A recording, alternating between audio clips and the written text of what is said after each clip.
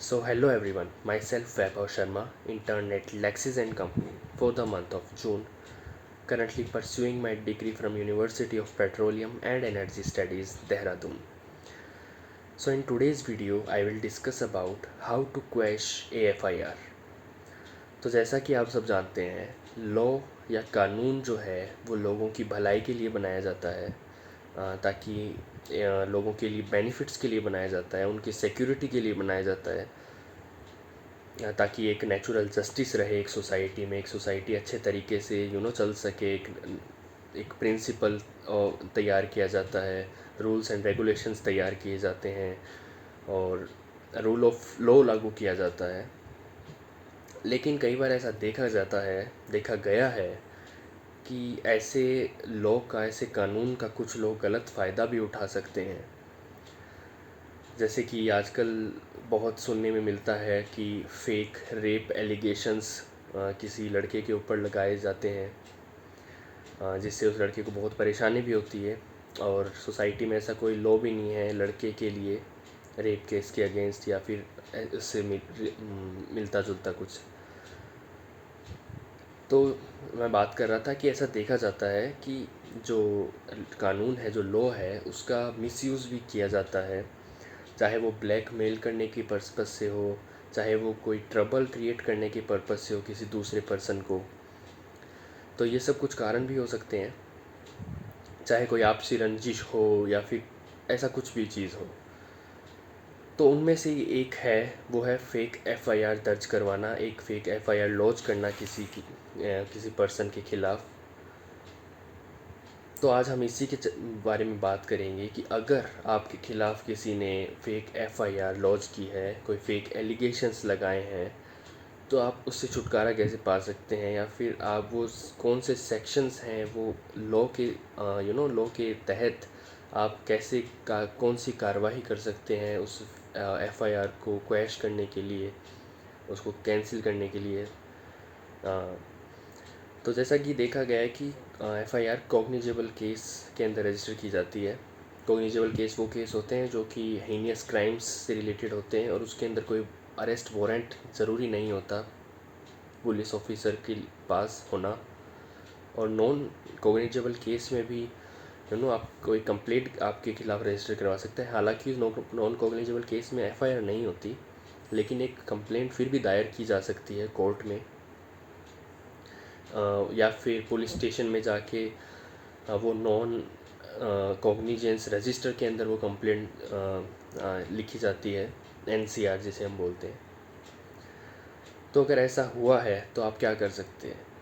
तो section 482 of CrPC में इसका दिया गया है कि how to quash a FIR.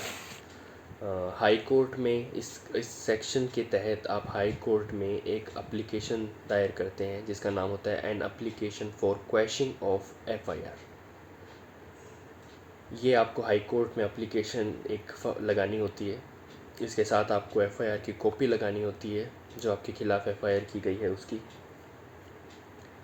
कुछ एविडेंस अगर आपके पास हैं ऐसे, जिससे कि आप ये साबित कर सकते हैं कि जो एफआईआर आपके ख़िलाफ़ लगाई गई है, जो एलिगेशंस लगाए गए हैं वो सब झूठे हैं, तो आप उन एविडेंस को भी उस एफआईआर की कॉपी के साथ अटैच कर सकते हैं, लगा सकते हैं।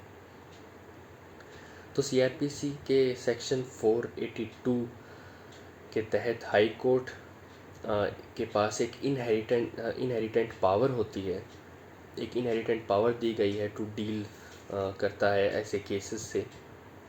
यदि अक्यूज्ड द्वारा जो लगाए गए जो आरोप हैं उनका एविडेंस जो आपके पास है, वो आप जो इसे अटैच करके जो भेजते हैं, अगर वो प्राइमा फेसाई हो जाता है, अगर कोर्ट ये देखती है कि इससे पता चलता है कि आप नॉट गिल्टी हैं, तो वो एफआईआर हाई कोर्ट क्वैश कर देगी, उसी वक्त कैंसिल कर देगी। सेक्शन 482 के अंदर कुछ अन्य पावर्स भी दी गई हैं, जैसे कि to prevent the abuse of powers of law. जो लॉ के जो कुछ पावर्स हैं उनका अब्यूज़ को प्रिवेंट करने के लिए, and to secure natural justice.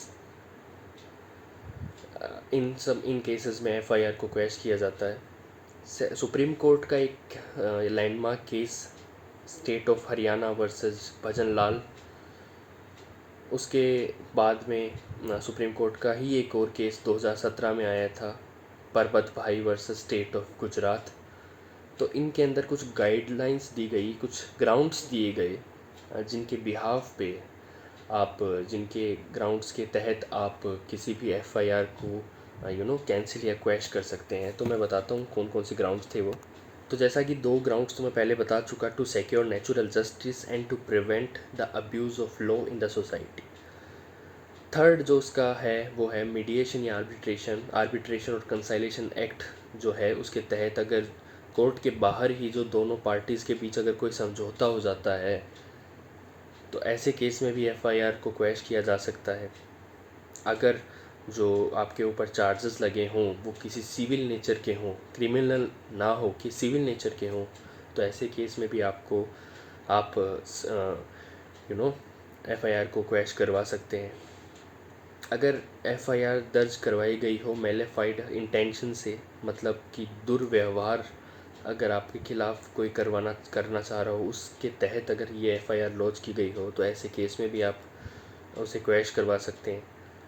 और जैसा कि मैंने बताया, प्राइमा फेसाई जो आप एविडेंस जो भेजते हो हाई कोर्ट, आपके एफआईआर को जो गलत प्रूव कर सकता है, अगर ऐसे केस में जो हाई कोर्ट देखता है कि आपकी जो एफआईआर हुई है वो गलत है, तो ऐसे केस में भी वो एफआईआर आपकी जो है आपके खिलाफ़ वो कैंसिल हो जाएगी, वो क्वैश हो जाएगी। सुप्रीम कोर्ट का ही एक केस है जो 2018 में आया था, Anand Kumar versus Government of Delhi. इस केस में ये हेल्ड किया गया था कि अगर चार्जशीट भी अगर बनाई जा चुकी है ऑलरेडी, एफआईआर लॉन्च करने के बाद अगर चार्जशीट भी अगर बनाई जा चुकी है, फिर भी आप एफआईआर को क्वैश कर सकते हैं आर्टिकल 482 के तहत, सेक्शन 482 ऑफ सीआरपीसी के तहत। हाँ, so thank you so much. आज की वीडियो हमारी क्वैशिंग ऑफ एफआईआर के बारे में थी। अगर आपको ऐसी और वीडियोस देखनी है तो आप लेट्स क्लिक यूट्यूब के चैनल पे आप देख सकते हैं।